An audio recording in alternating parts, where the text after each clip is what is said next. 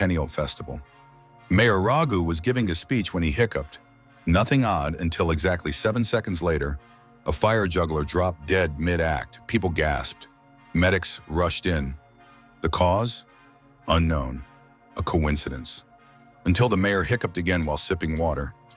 7 seconds later, a balloon vendor near the stage collapsed, eyes wide open, no pulse. Now panic spreads. Someone screams, "It's the hiccups!" People begin counting. 1, 2, 3, and the mayor hiccups a third time. This time, 3 birds fall from the stage.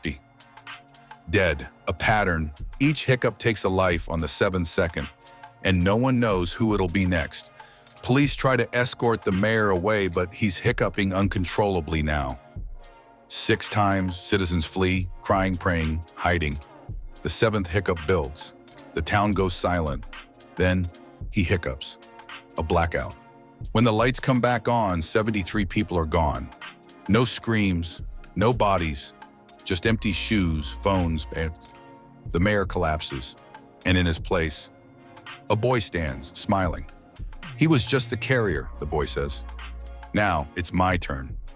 Comment part 2 to find out, who is the boy?